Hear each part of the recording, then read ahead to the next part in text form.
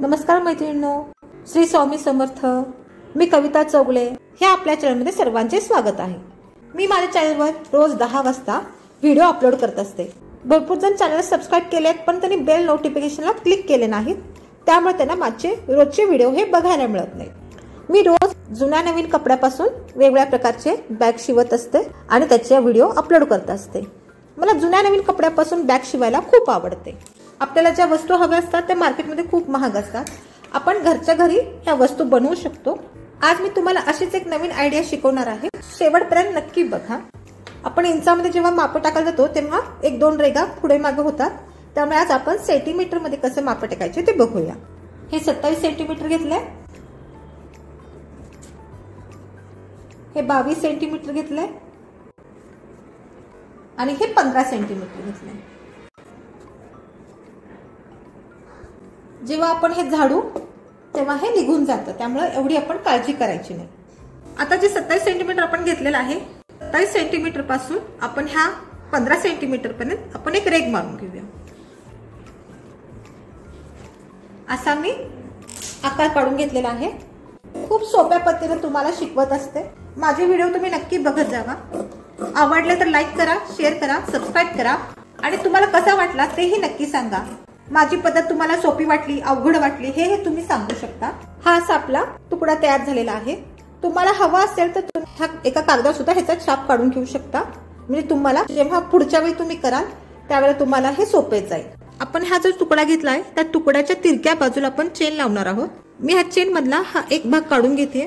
आपल्याला फक्त एक भाग लागणार आहे. म्हणजे तुम्ही बघू शकता की आपल्या एवढ्या छोट्याशा चेन मध्ये 2 वस्तू बनवू शकतो.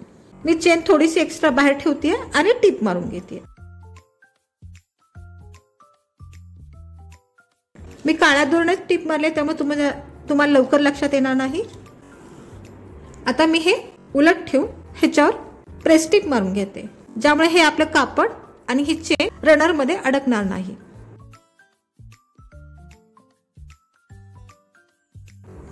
मी प्रेस टीप मारून घेतली आहे बघा. आपलं कापड व्यवस्थित झालेलं आहे. मी आता हे असं दुमडून घेते आणि हेही दुमडून घेते आणि आपण इथून रनर घालूया. हे असं रनर ऍड करून झालेलं आहे बघा. आता आपण हे उलट करून घेऊया.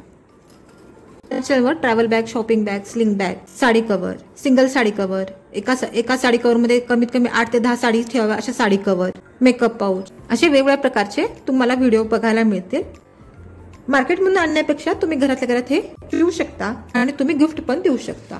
आता आपण ह्या दोन्ही बाजूला टीप मारून घेऊया. अर्धा ते पाव इंच आपण अंतर ठेवून टीप मारून.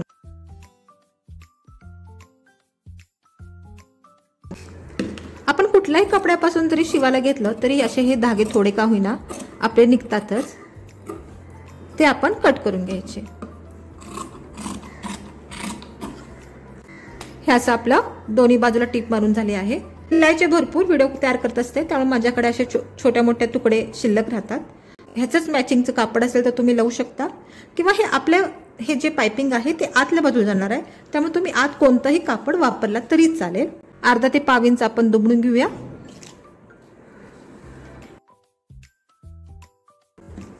आणि अशी टीप मारून घेऊ.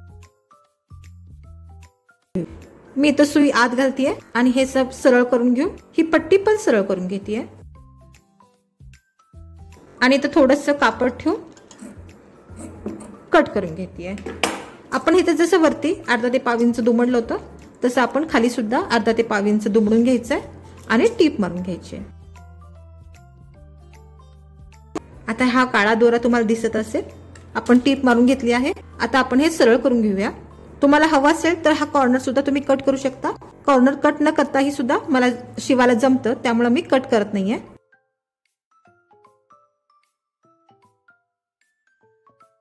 पायपिंग केलं पाहिजे असं काही नाहीये, पण एक पायपिंग केलं की आपले धागे दिसत नाहीत, धागे निघत नाहीत, त्यामुळे आपण पायपिंग करून घेत आहोत.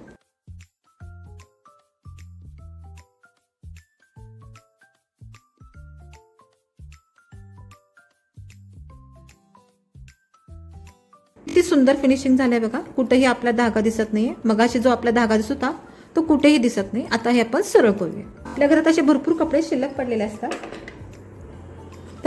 त्यापासून आपण छान छान वस्तू बनवू शकतो।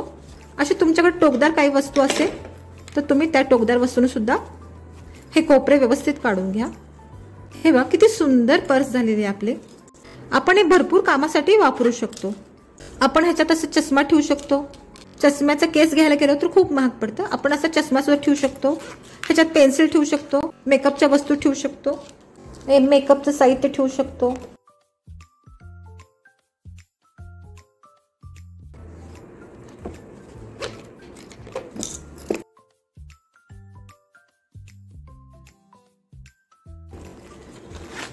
आपण एकच जरी बनवलं असलं तरी आपण ह्याच्यामध्ये वेगवेगळ्या प्रकारच्या वस्तू आपण घालून ठेवू शकतो।